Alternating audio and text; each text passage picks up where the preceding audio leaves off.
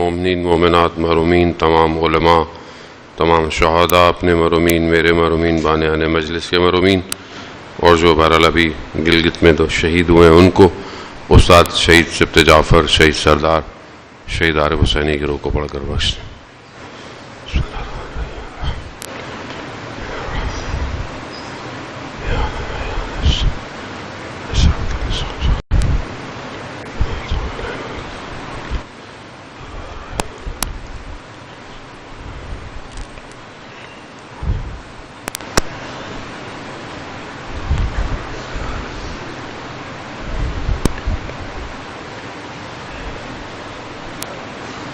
امام زمانہ کی سلامتی کے لیے ایک دفعہ صلوات بھیج دیں.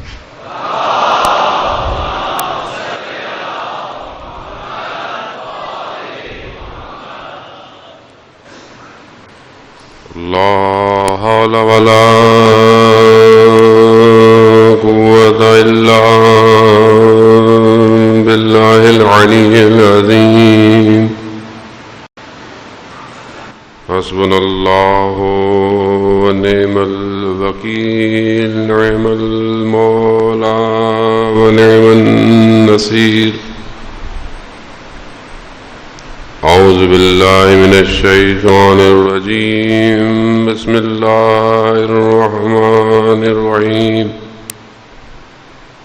الحمد للہ الذی یؤمن الخائفین وينجي الصالحين ويجزع المستكبرين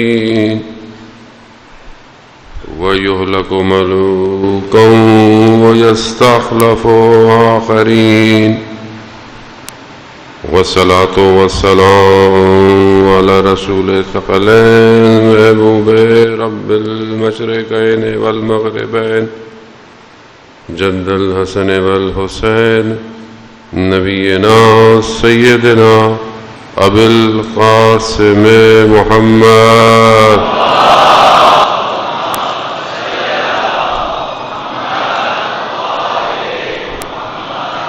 وعلى آلہ الطیبین الطاہرین المعصومین لا سیما بقیت اللہ فی الارضین روحی وارواحنا لتراب مقدم الفداء ولعنۃ اللہ علی اعدائہم اجمعین. بسم اللہ الرحمن الرحیم. رب اشرح لی صدری ویسر لی امری واحلل عقدۃ من لسانی یفقہوا قولی. اما بعد فقد قال اللہ تبارک وتعالی فی کتاب الحکیم والقرآن المجید وما خلقت الجن والانس الا ليعبدون. صلوات بھیج دے ماما.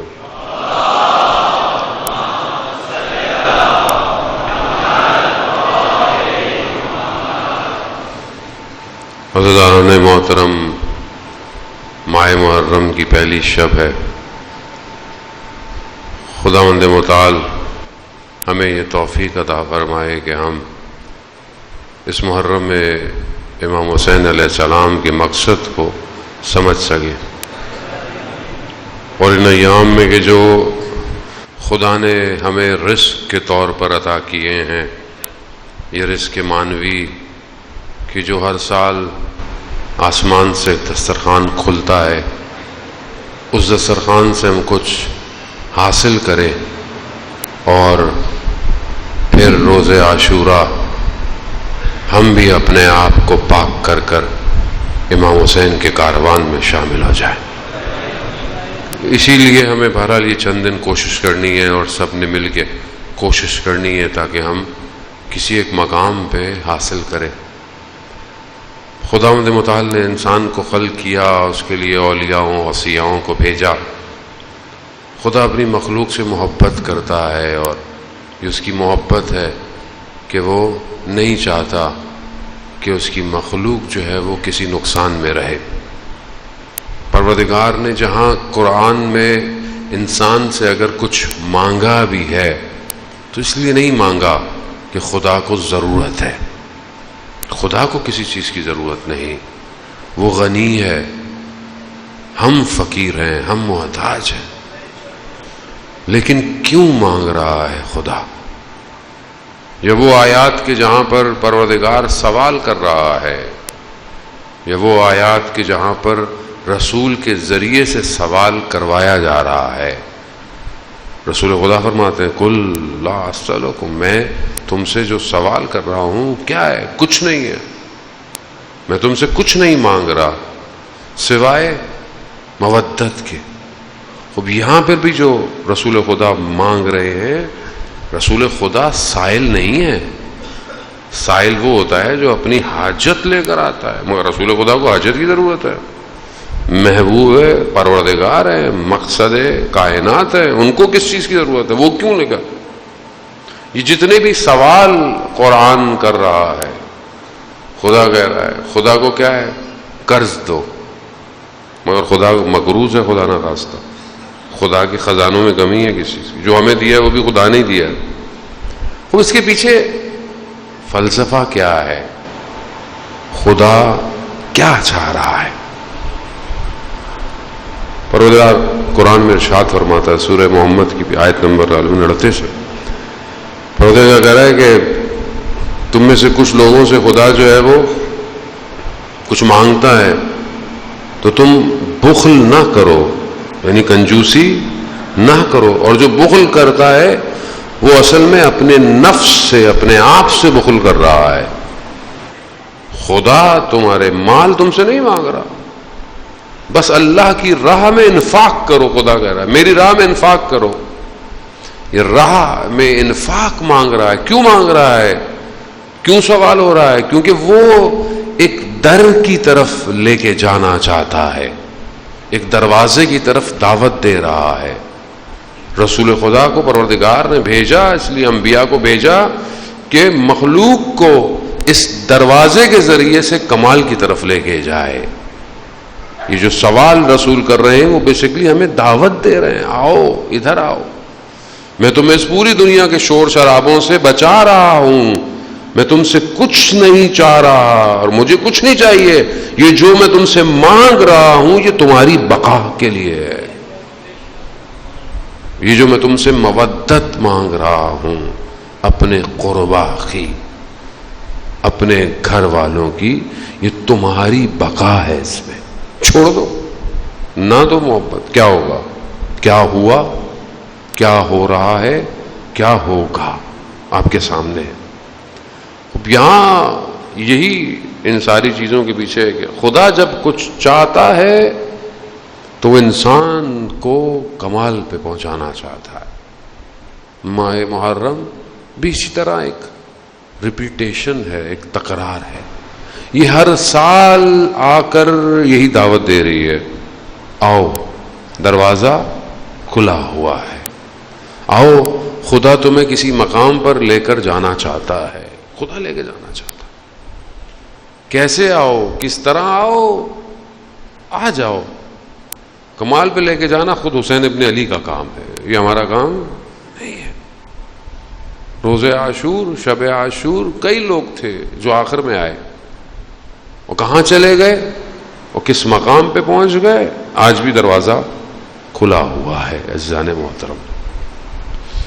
لیکن کیا وجوہات ہے کہ انسان اتنی بڑی دعوت کے باوجود انسان دعوت کو قبول نہیں کر رہا؟ اتنی بڑی دعوت ہے، قرآن مجید پروردگار کی کتاب ہے، محکم کتاب ہے۔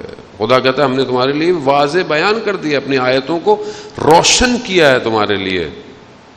کیوں نہیں سمجھ میں آتی قرآن کی آیات؟ کیوں نہیں انسان سمجھتا؟ کیونکہ قرآن کو اپنے وجود میں پیوست کرنے کے لیے وجود پاک چاہیے، پاک۔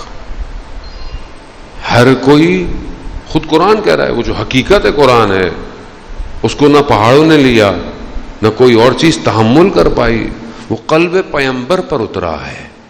قرآن جو حقیقت ہے اسی کو بہت نیچے لے کر خدا نے اس صحیفے کے ذریعے، یہ جو ہمارے پاس کتاب کی صورت میں ہے، یہ بہت نیچے آیا ہے، جو اس کا اصلی ہدف، اصلی جو اس کا ٹیکسٹ ہے وہ نیچے آیا ہے اور ہم تک آگے پہنچا ہے۔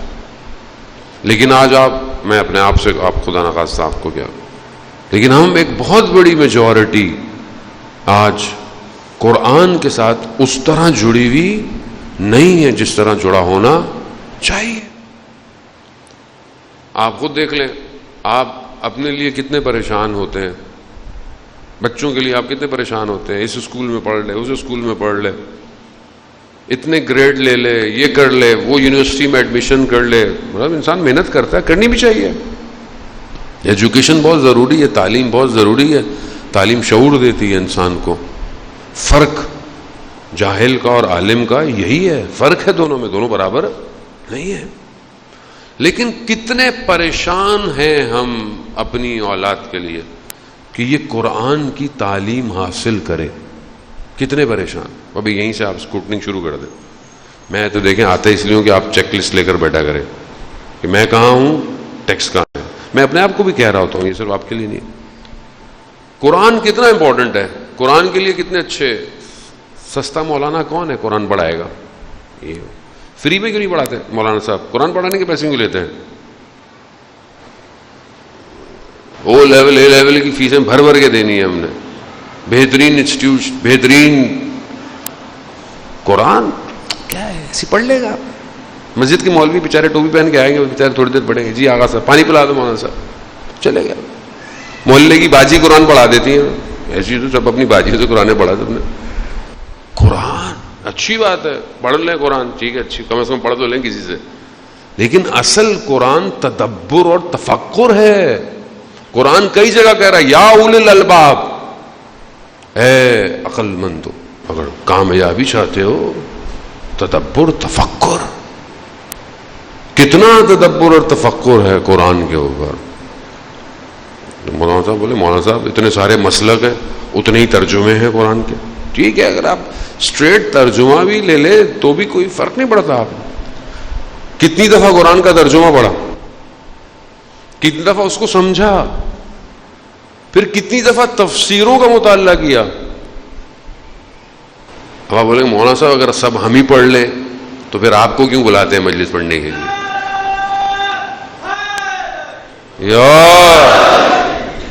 بھائی ہم یہی تو اللہم صلی علی محمد، ہم یہی چاہتے ہیں کہ جب آپ تفسیر بھی پڑھ لیں گے نا تو مولانا پھر اس سے بھی اوپر کچھ پڑھ کے آئے گا. جب ہم نارمل ٹیکسٹ ہی نہیں پڑھ رہے. اسلام کا اوریجنل ٹیکسٹ کیا ہے؟ اوریجنل ٹیکسٹ قرآن ہے. قرآن ہی جب ہمارے وجود میں نہیں، ہم قرآن پڑھتے ہیں جب مرحومین، قرآن خوانی میں کوئی بھی نہیں آتا، ویسے بھی لوگ بعد میں آتے ہیں. کھانا کب ہوگا؟ مجلس کے بعد، اس میں پہنچے. قرآن خوانی بیچارے کچھ لوگ گھر والے بیٹھے ہوتے. قرآن خوانی ایسی ہوتی، وہ بھی ثواب کے لیے، جو آتا بھی ثواب کے لیے. قرآن ثواب کے لیے.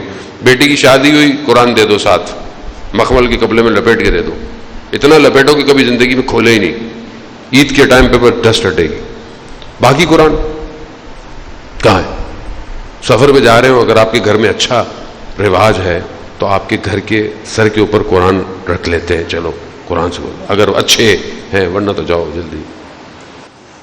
کدھر ہے قرآن؟ کہاں ہے؟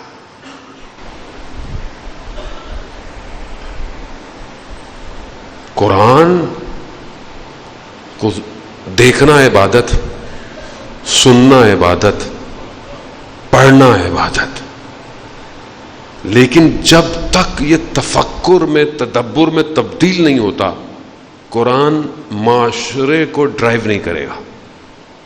قاری بہت ہے، قاری امام حسین کے مقابلے میں تھے. ہمارے پاس سب سے پہلا جواب یہی ہے، جب آپ بولو نا قرآن پڑھو، مولانا صاحب وہ تو امام حسین کے سامنے جو لوگ کھڑے تھے قاری تھے قرآن کے، تو کیا کریں؟ قرآن پڑھنا چھوڑ دیں؟ نماز بھی پڑھتے تھے وہ لوگ. بہت سے لوگ اس لیے نماز بھی نہیں پڑھتے. ناطق قرآن جب جنگ میں نیزوں پر خالی ڈبے تھے، وہ قرآن بھی نہیں تھا، اٹھایا، لوگ ہل گئے. مولا قرآن قرآن. بے بصیرتی کا یہی عالم ہوتا ہے جب انسان ولی الزمان سے دور ہو جائے. کیا کہا؟ مولا قرآن اٹھا لیا نیزوں پہ. امام نے فرمایا میں ناطق قرآن ہوں، میری سمجھ میں نہیں آ رہی تمہیں؟ عزیزان محترم، اگر ہم چاہتے ہیں، ان شارٹ بریکٹ کلوز، اگر چاہتے ہیں وقت کے امام تک پہنچے، اگر چاہتے ہیں، آیت اللہ عظمہ بہجت فرماتے تھے رضوان اللہ تعالی علیہ، لوگ کہتے تھے وظیفہ دے امام زمانہ کی زیارت کرے. ہر کسی کو وظیفہ چاہیے، وظیفہ والی قوم ہے ہم تو، ویسے بھی وظیفہ دے دے امام زمانہ کا زیارت کرے. وہ کہتے تھے کہ اگر امام زمانہ کی زیارت چاہتے ہو تو قرآن کی زیارت کرو.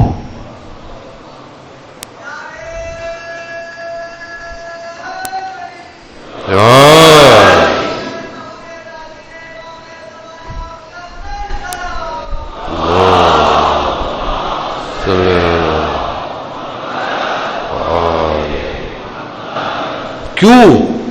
کیونکہ وہ جو امام ہے وہی قرآن ہے، اور جو قرآن ہے وہی امام ہے. خلیفہ وقت نے ابن عباس سے بولا کہ تم ہر وقت مولا علی کی تعریفیں کرتے ہو. اس نے بولا میں تو قرآن کی آیتوں کی تلاوت کرتا ہوں، میں قرآن کے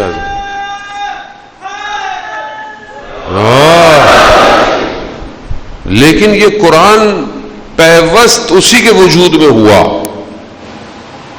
جو سمجھ پایا اپنے وقت کے امام کو. ورنہ قاری تو بہت تھے، مگر وہ قاری جس نے سر نیزے پر بھی قرآن کی تلاوت کی، اصلی قاری ذکر الہی ہے، کلام الہی ہے، کلام الہی.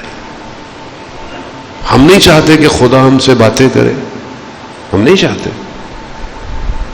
اگر چاہتے ہیں کہ خدا آپ سے باتیں کرے، قرآن پڑھیں. کتنا ہم لوگ واٹس ایپ، فیس بک کے اسٹیٹس، انسٹاگرام کی ریل سب دیکھ رہے ہیں، دنیا جان کتنا دیکھتے ہیں. آپ خود سوچیں، آپ کو سوچنے کی بھی ضرورت نہیں. ویسے تو اب تو آپ کا موبائل آپ کو بتا دیتا ہے کہ کتنی دیر آپ نے اسکرین کھولی، کتنی دیر آپ نے یوٹیوب یوز کی ہے، کہ سب آپ کو بتا دیتا ہے. خود اس کو کمپیئر کریں اپنے ساتھ کہ کتنا میں یہ نہیں کہہ رہا کہ برا کام کرتا، اچھے کام کرتے ہوں گے، پڑھتے ہوں گے، سارے کام کرتے ہیں، لیکن آپ دیکھیں کہ کتنا دنیا کا ٹیکسٹ پڑھ رہے ہیں اور کتنا خدا کا کلام پڑھ رہے ہیں. کہاں ہے؟ پھر آپ کہتے ہیں معاشرہ صحیح نہیں ہو رہا، پھر آپ کہتے ہیں معاشرے میں مشکلات ہیں، مصیبتیں ہیں، لوگ امام کو نہیں. کیسے امام کو پہچانیں گے؟ وہ چیز جو آج موجود ہے اور وہ چیز جو غیبت کے پردے میں ہے. امام جب تشریف لائیں گے تو کون سی چیز کو حاکم کریں گے؟ کون سی چیز کی حکومت ہوگی؟ مولا متقیان حضرت علی ابن ابی طالب علیہ السلام.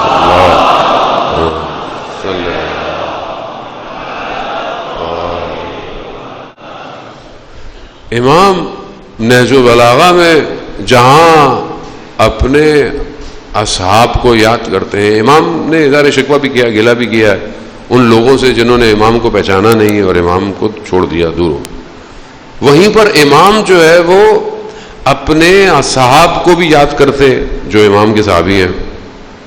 اور اس شدت یاد اتنی ہے، امام نے اتنی اس کے ساتھ یاد کیا ہے کہ نہج البلاغہ میں بیان ہے کہ امام نے اپنے انگلیوں کو دانتوں میں دبایا ہے.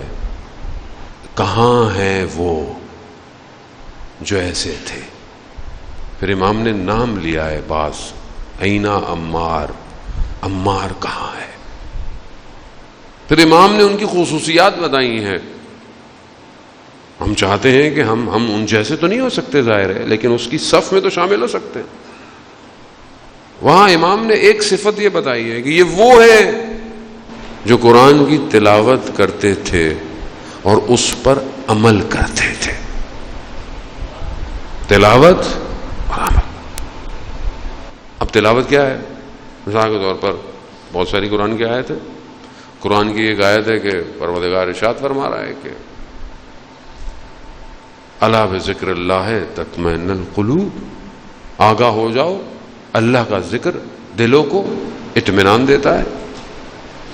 اب یہ پڑھیں اور اس پہ عمل کیسے کریں؟ کیا جب ہم زندگی میں پریشان مشکل ہوتے ہیں اللہ کا ذکر اطمینان دیتا ہے؟ ان اللہ مع الصابرین، بے شک اللہ صبر کرنے والوں کے ساتھ ہے۔ لیکن کیا زندگی میں صبر کرتا ہوں؟ ان مع العسر یسرا، بے شک ہر مشکل کے بعد آسانی ہے۔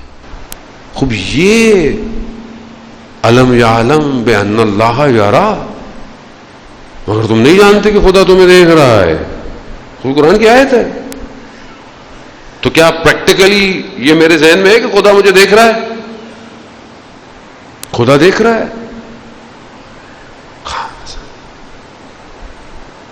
خدا کتنا مہربان ہے۔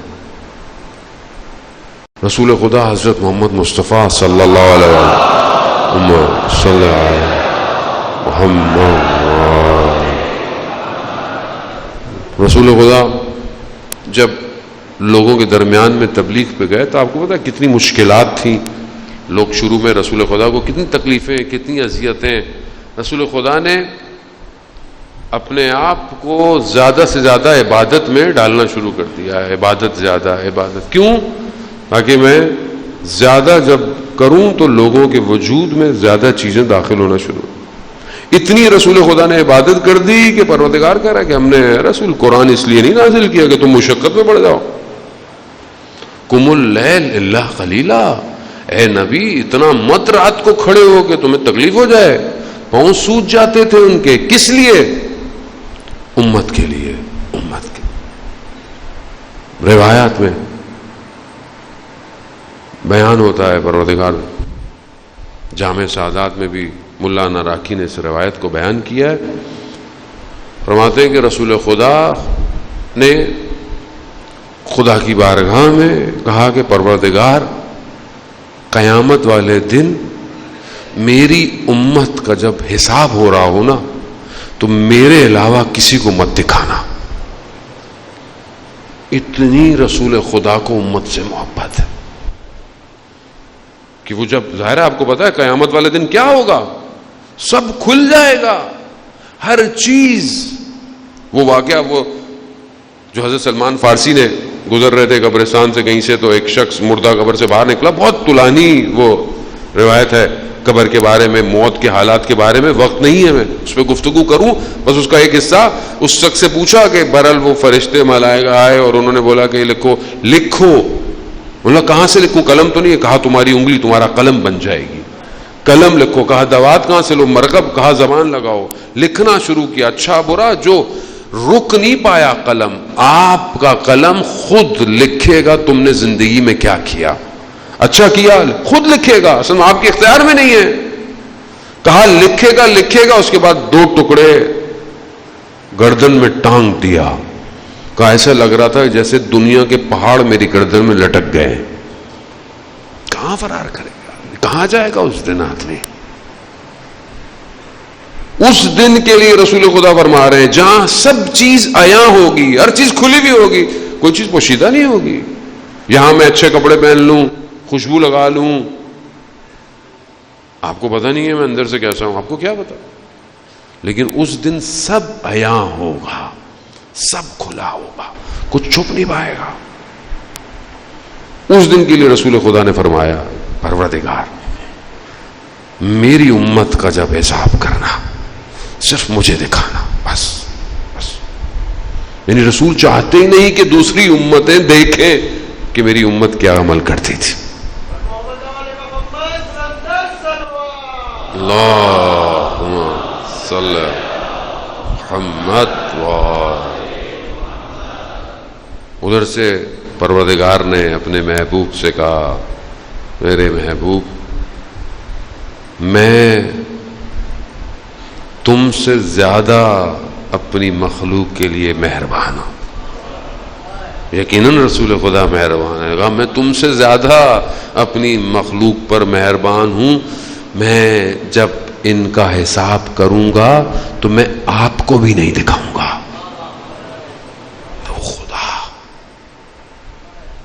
کہاں ہے؟ اس خدا سے بات کرنے کا دل نہیں چاہتا آپ کا؟ نہیں چاہتا. میں اپنے آپ سے کہہ رہا ہوں جانو کتنا ہم لوگ باتیں کرتے ہیں ایک دوسرے سے، کتنا ہم لوگوں سے باتیں کرتے ہیں، کتنا ہم نامحرم سے باتیں کرتے ہیں. استغفر. یہ سوشل میڈیا برباد کر دیا اس نے.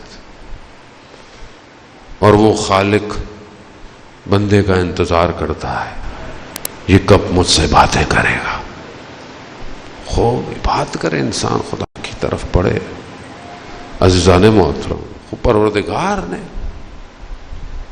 اس دن جب سب عیاں ہوگی، روایت ہے رسول خدا حضرت محمد مصطفیٰ صلی اللہ علیہ وسلم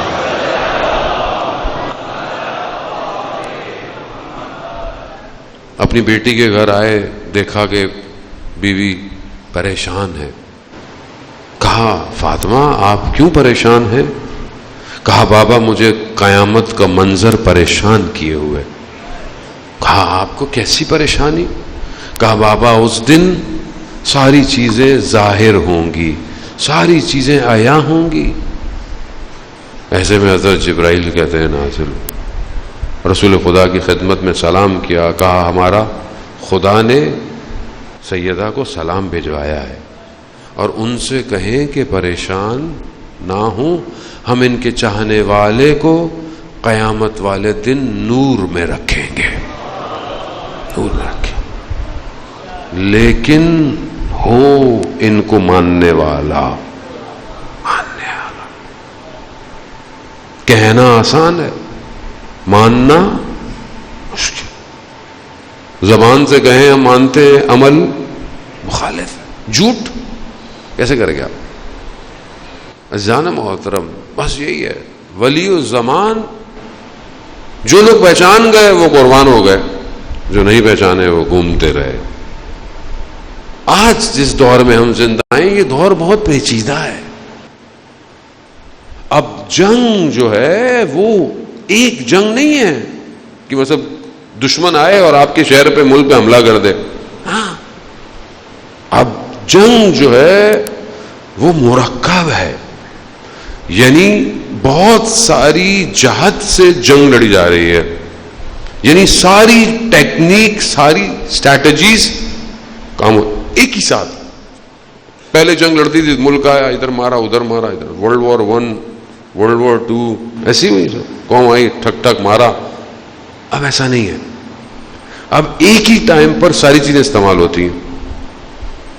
یعنی سامنے سے بھی مار رہے ہیں. یوکرین کی وار ان کے سامنے، صرف وار نہیں ہے، پروپوگنڈا وار بھی ہے، میڈیا وار بھی ہے، سائبر وار بھی ہے، ڈیٹا وار بھی ہے، انٹیلیجنس. ساری جنگ ایک ساتھ جڑی ہوئی ہے.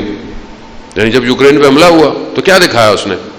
رشیا ظلم کر رہا ہے، رشیا نے یہ کر دیا، رشیا نے وہ کر دیا. نا ادھر جو یمن میں اتنے عرصے تم مارتے رہے ہو، یہ نہیں دکھایا تم نے کبھی، یہ جنگ نہیں دکھائی کہ یہاں ظلم ہو رہا ہے، وہاں کیوں دکھا رہے ہو؟ خوب کیونکہ میڈیا وار ہے، ساری اسٹریٹجیز ہاتھ میں ان کے. جنگ کو اس طرح دکھایا. اب ایک تو مسئلہ یہ ہے کہ یہ ہمارے ٹی وی چینلوں پہ بھی لائیو جا رہا ہے. کل سے میں مجلس پڑھنا بند ہو جائے گا میرے اوپر. صلوات بھیج دے محمد والے محمد.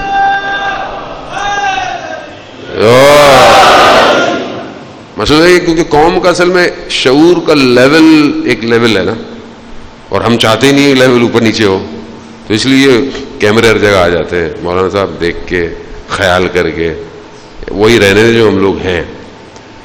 تو اسٹریٹجی اس ٹائم مکس ہے، سائبر وار ہے. اب ایک ساتھ نہیں ہو، کہیں جنگ ہو رہی ہوتی ہے، جو جنگیں ابھی آس پاس ہوئی اس میں کیا ہے؟ اس میں یہ نہیں ہے کہ ایک آدمی مار رہا ہے، وہ اوپر ڈرون سے دیکھ رہا ہے دشمن کہاں کھڑا ہوا ہے، ڈیٹا ایکسٹریکٹ ہو رہا ہے. داعش سے جو جنگ جیتی ہے وہ کیسے جیتی ہے کہ ان کے اپنے ڈرون اڑ رہے تھے ہواؤں میں، اور وہ ان کی اپنے ڈرون ان کے اپنے اوپر تھے، ان کو ہائی جیک کیا ہے. جو تصویریں وہ خود دکھا رہے تھے وہ ادھر نظر آ رہی تھی. جنگ اب تبدیل ہو گئی ہے. جس کے پاس زیادہ ڈیٹا ہے وہ جیت جائے گا، جس کے پاس زیادہ انفارمیشن ہے وہ جیت جائے گا. دشمن کو سمجھیں آپ. جب تک آپ کو اپنے زمانے کا دشمن سمجھ میں نہیں آئے گا، آپ وقت کے حسین کے ساتھ نہیں کھڑے ہو سکتے. آپ بولے تاریخ پڑھ کے گھر چلے جائیں، ہسٹری پڑھ کے گھر چلے جائیں، یہ واقعہ سنائیں گھر چلے جائیں، مولانا چلے جائیں، خیبر سنائیں، خندق سنائیں، خدا حافظ مولانا صاحب کیا مجلس پڑھی، واہ واہ واہ، زبردست زبردست. آپ واہ واہ کر کے گھر چلے جائیں، مولانا موٹا سا لفافہ لے کے اپنے گھر چلے جائیں گے. ولی الزمان تنہا ہے، تنہا رہے گا. اسے ہور چاہیے زمانے کے، اور اس کے لیے دشمن کو پہچاننا پڑے گا. آپ کو صف میں کون ہے، کیسے لڑنا ہے، کیسے تیار کرنا ہے. وہ مسلمان ہے آفٹر آل، چاہے سنی ہو جو شیعہ ہو، اس سے کوئی فرق نہیں پڑتا.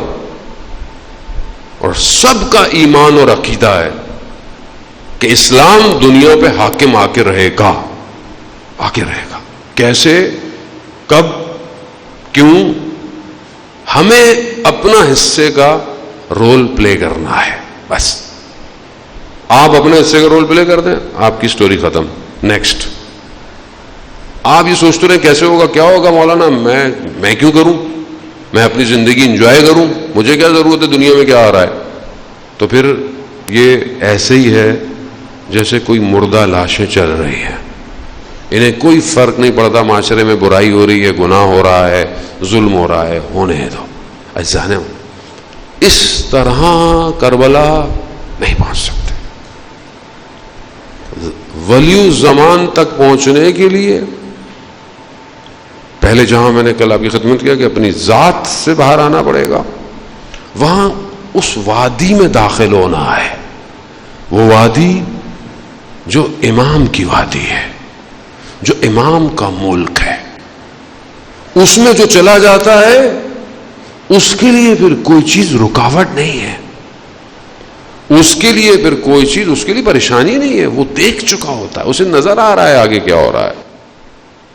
شب عاشور امام نے ایسے نہیں کہا صرف کہ مطلب جاؤ، چلے جاؤ، کچھ مسئلہ نہیں ہے، بیعت ہٹا دی، جاؤ. نہیں، کیونکہ دیکھ چکے تھے کہ یہاں موت نہیں ہے، یہاں حیات ہے، حیات.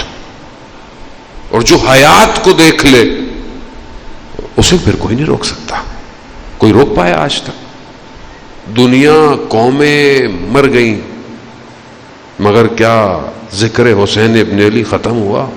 نہیں ہوا، کبھی بھی نہیں ہو سکتا. آج پوری دنیا، آپ کو کوئی پیسے دیتا ہے مجلس میں، گھر میں کوئی پیسے دیتا ہے، گھر گھر جگہ جگہ، نہ دنیا کی کوئی ایک حکومت مجلسیں کرا سکتی ہے. خود امام حسین، خود امام حسین. کیوں؟ کیونکہ جتنی وہ ہستیاں تھیں کہ جو خود اس قابل ہیں کہ کمال اور انسان کامل ہیں، انہوں نے بھی حسین کو یاد کیا ہے. سب نے. خود ساتویں امام مریض ہیں، پیسے دے کر شخص کو بھیجا، جاؤ کربلا جاؤ، امام کے قبے کے نیچے کھڑے ہو کر میرے لیے دعا کرو. امام ہے، خود ائمہ علیہ الصلوۃ والسلام نے. پانچویں امام نے وصیت کی کہ میرے پیسوں سے 10 سال تک مینا کے مقام پر عزاداری کرو. کیوں؟ کیونکہ امام حسین علیہ السلام،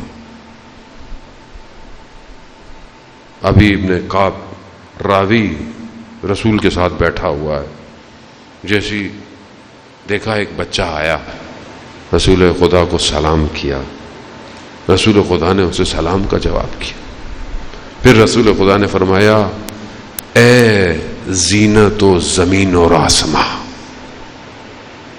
راوی کہتا ہے یا رسول اللہ، مگر آپ سے بڑھ کر بھی دنیا کی کوئی زینت ہے؟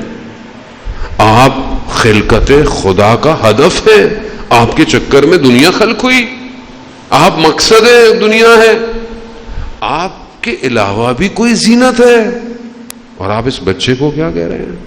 کون بچہ؟ حسین ابن علی.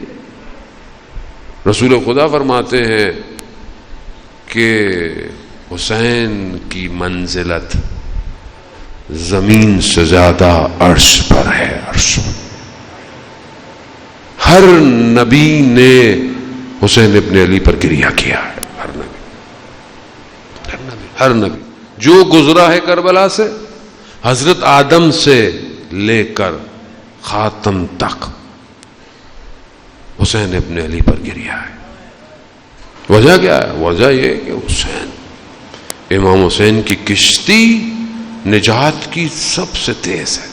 کہیں اور امام لے کے جانا چاہتے ہیں، اس جگہ تھوڑی دیری کے لیے آ جائیں، اور وہ تبھی ممکن ہے جب اصلی ٹیکسٹ، اوریجنل ٹیکسٹ اندر آئے. اندر میری باتوں میں کوئی اتنا اثر نہیں ہے. قرآن پڑھیں، رکیں، ترجمہ پڑھیں، سمجھیں. جو 10 آیتیں کم سے کم پڑھتا ہے وہ غافل. ریکمنڈڈ 50 آیتیں ہیں ڈیلی کم سے کم. آیت اللہ نخود کی اسفانی فرماتے تھے فجر بین طلوع ہے، یعنی جب صبح صادق سے لے کر جب سورج نکلتا ہے، قضا فجر جب ہو جائے، یہ 1-1.25 گھنٹے کا ٹائم. کہا یہ بہترین وقت ہے، اس میں تاکیبات، قرآن کی تلاوت. ہم تو الارم تب لگاتے ہیں قضا کتنے بجے ہو رہی ہے، آخری ٹائم بتا دیں، اسی ٹائم اٹھیں گے. تبھی تو زندگی میں پریشانی ہے زن موت. مجھے آپ بتائیں، کچھ تو لیں جو اتر رہا ہے. صرف آپ سمجھتے ہیں اولیاء کے اوپر اترتا ہے؟ سب کے اوپر اترتا ہے. لیکن کیونکہ یہاں رن وے ہے ہی نہیں، کراچی کی سڑکوں کی طرح سب ٹوٹا پھوٹا ہے، ہر جگہ گڑھا ہے، تو کہاں اترے کوئی؟ صاف کریں، صاف، اس کو اسٹریٹ کریں. صرف خدا، بس بولیں خدا کے لیے، انفاق کریں خدا کے لیے، ناراض بھی ہوں تو خدا کے لیے. اپنی وجہ سے ناراض نہ ہو، بہن بھائیوں سے ناراض، ماں باپ سے ناراض، دوست سے نہ ہنسے خدا کے لیے. عزیزان مت روئیں خدا کے لیے. تب یہ آپ یقین کریں، آپ قرآن کھولیں گے، آپ کو لگے گا خدا آپ سے بات کر رہا ہے. قرآن بات کر رہا ہے، آپ سے بات کر رہا ہے. پھنس جائیں گے ایک ہی آیت پہ، رک جائیں گے ایک ہی آیت پہ، رک جائیں گے. بات کرے گا، زندگی میں لے کر آئے قرآن. تب آپ کو لگے گا کہ زندگی کیا ہے. ہر دفعہ بڑے بڑے مفسرین، ہم تو بہرحال چھوٹے طالب علم ہیں، کہا جب بھی قرآن کی ایک ہی آیت کو بھی کئی دفعہ پڑھا، ہر دفعہ نئے معنی دیتی تھی. ہر دفعہ.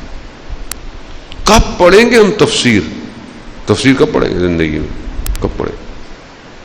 اب تو اتنا آسان ہو گیا ہے. میں جوانوں سے کہہ رہا ہوں، سوشل میڈیا پہ ابھی ہم نے بھی، ہمارے دوستوں نے زحمت کی، 7 منٹ کی ڈیلی ویڈیو ہے، 7 منٹس تفسیر کی، 7 منٹ.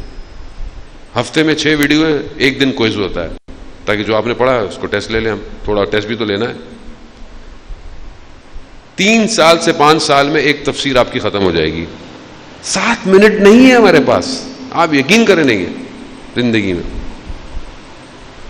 کیسے امام زمانہ تک پہنچے مجھے آپ بتائیں. مولا متقیان کہہ رہے ہیں کہ وہ تھے جو قرآن پڑھتے تھے اور اس پر عمل کرتے تھے. عزیزان محترم، یہی تھے جن کے وجود نے امام کی باتوں کا اثر لیا. کیونکہ ہم عادت ہے.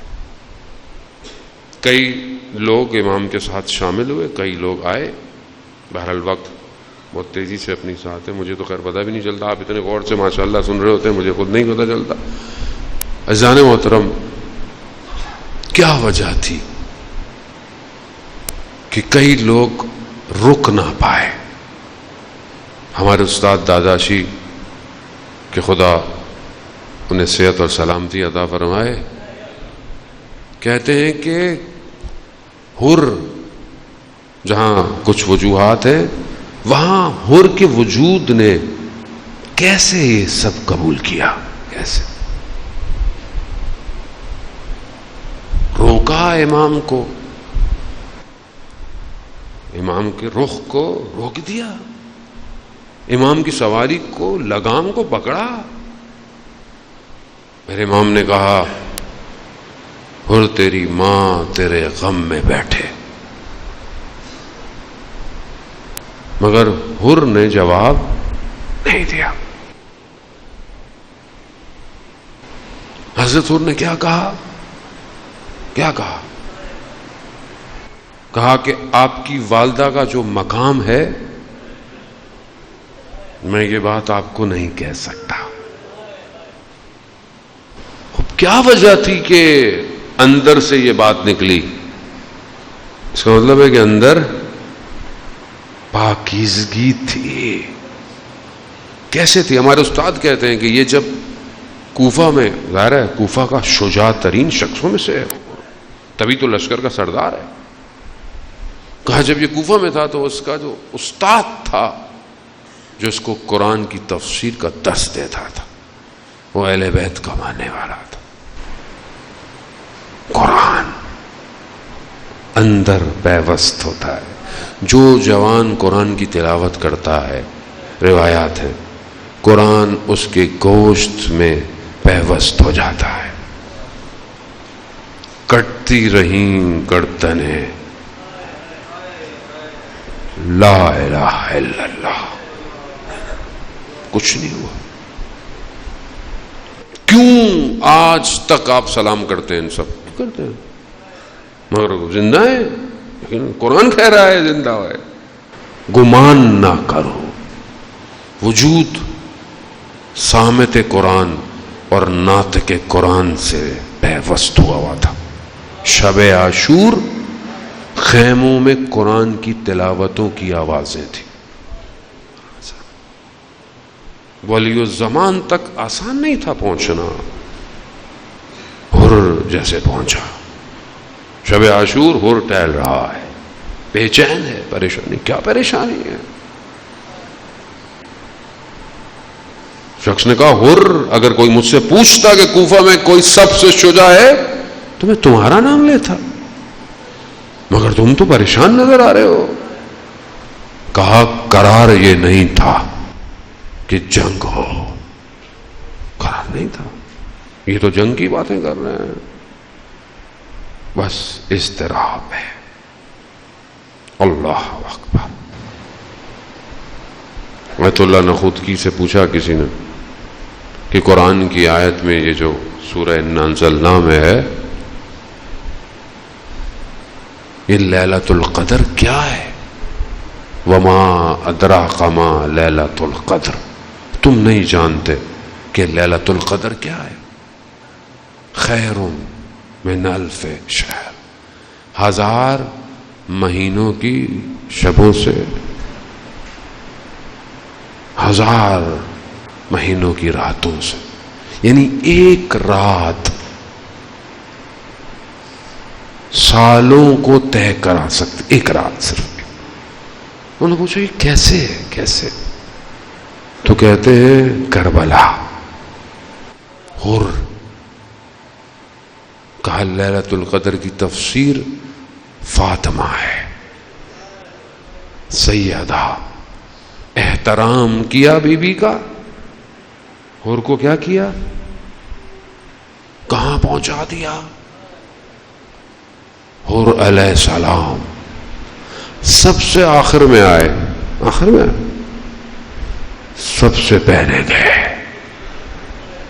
اللہ اکبر. عزیزان محترم، صبح اپنے آپ کو ہاتھوں میں رسیاں ڈالی، کہتے ہیں آنکھوں میں پٹیاں، اپنے بیٹے کو بھی ساتھ لیا. کہا مجھے امام کی خدمت میں لے چل. سواری کو آتے دیکھا، کہتے ہیں حضرت علی اکبر سے. امام نے پوچھا کون ہے؟ کہا بابا ہو رہا ہے. کہا جاؤ لے کر آؤ. امام ہے.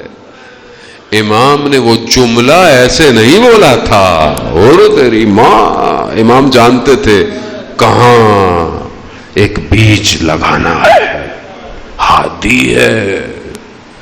اللہ، امام جانتے تھے ہو رہے گا. آؤ لے آؤ اور کو لے کر آؤ. اور آئے امام کی خدمت میں، امام سے معافی مانگے اور کوئی بات. امام حر نے کہا مولا مجھے اجازت دے میں اہل حرم سے معافی مانگ لوں. حر خیموں کے باہر گیا، بیٹھ گیا اور کہا مجھے معاف کر دیجئے گا. وجہ بنی نا روکنے کی، کہا مجھے معاف کر دیجئے گا، قیامت میں میرا شکوہ مت کیجئے.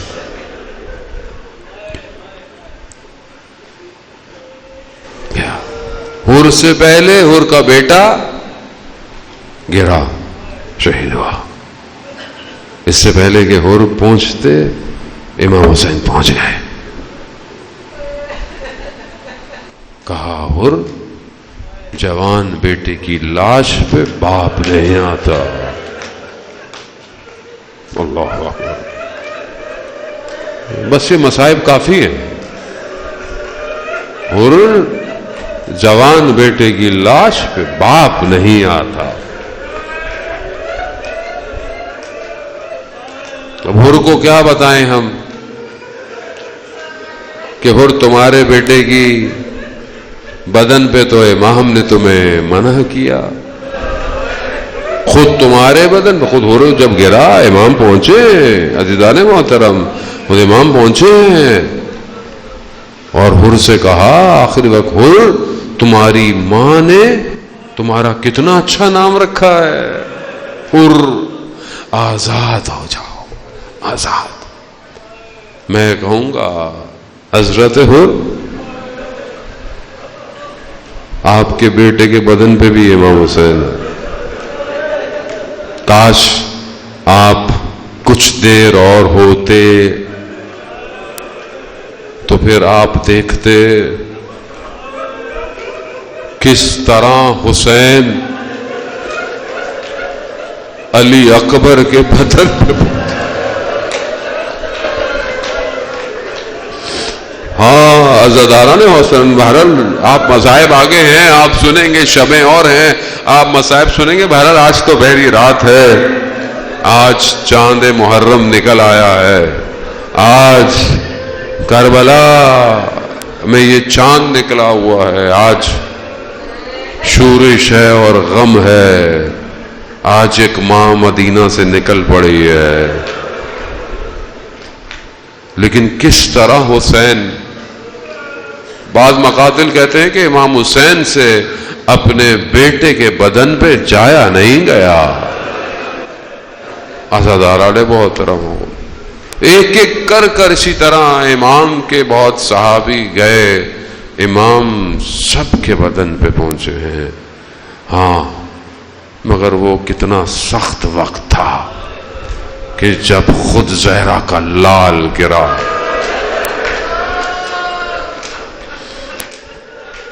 کوئی نہیں ہے، شاید ایک آواز آئے. ایک ماں مدینہ سے جو چلی تھی وہ عصر عاشور اپنے بیٹے کے بدن پر. الا لعنت اللہ علی القوم الظالمین وسيعلم الذین ظلموا ای منقلب ینقلبون. پروردگار امام زمانہ کے ظہور میں تعجیل عطا فرما، ہمیں ان کے ناصروں، ان کے مددگاروں میں شمار فرما. حاضرین مجلس، پروردگار تجھے ان بہتی ہوئی آنسوں کا واسطہ، ان اشک بار آنکھوں کا واسطہ، پروردگار ہمارے امام کو ہمارے اعمال سے راضی فرما. پروردگار ہمیں عافیت کے ساتھ ظہور میں داخل ہونے کی توفیق عطا فرما. پروردگار ہم خطاکار ہیں، گناہگار ہیں، ہماری عاقبت خیر عطا فرما. پاکستان کو عزت اور استحکام عطا فرما، اس کے دشمنوں کو نیست اور نابود فرما. مجلس، عزاداری، جلوس جہاں بھی ہو رہی ہے پروردگار ان سب کی جان مال، عزت، آبرو کی حفاظت فرما. اور جو شرپسند عناصر ہیں جو ماہ محرم میں تفرقہ ایجاد کرنا چاہتے ہیں، اہل سنت مومنین کے درمیان میں اختلاف کرنا چاہتے ہیں، ملک کی امنیت کو خراب کرنا چاہتے ہیں، پروردگار انہیں ان کے اس کام میں کیفر کردار تک پہنچا۔ پروردگار آپس میں محبت اتفاق سے رہنے کی توفیق عطا فرما، ہم سب کو مل کر اپنے وقت کے امام تک پہنچنے کی توفیق عطا فرما۔ علماء کرام، مراجع اکرام، سوس خوان، سلام پڑھنے والے، نوحہ پڑھنے والے، مرثیہ پڑھنے والے، ذاکر، خطیب، جو بھی جہاں جہاں اسکاؤٹ، میڈیا، پولیس، رینجرز، انتظامیہ، اہل محلہ، جو بھی جس طریقے سے بھی اپنی خدمت کر رہا ہے عزاداری کے لیے، پروردگار انہیں اپنی بارگاہ سے اجر کثیر عطا فرما۔ جو بیمار ہیں انہیں بیمار کربلا کے صدقے شفائے کاملہ عطا فرما، جو مقروض ہیں ان کے قرضوں کو غیب سے عطا فرما۔ بہت سارے لوگ بے گناہ اسیر ہیں، ہمارے ایک عزیز دوست سید وصال حیدر، وہ بھی بے گناہ اسیر ہیں، اس کے علاوہ بھی دنیا میں جہاں جہاں بھی مومنین بے گناہ اسیر ہیں انہیں جلد سے جلد رہائی عطا فرما۔ پروردگار ہمیں حج، عمرہ اور زیارات کی توفیق عطا فرما، ہمیں اس سال 40 میں کربلا کی زیارت نصیب فرما۔ اللہم ارزقنا زیارت الحسین فی الدنیا و شفاعتہ فی الآخرہ۔ صلوات بھیج دے محمد والے۔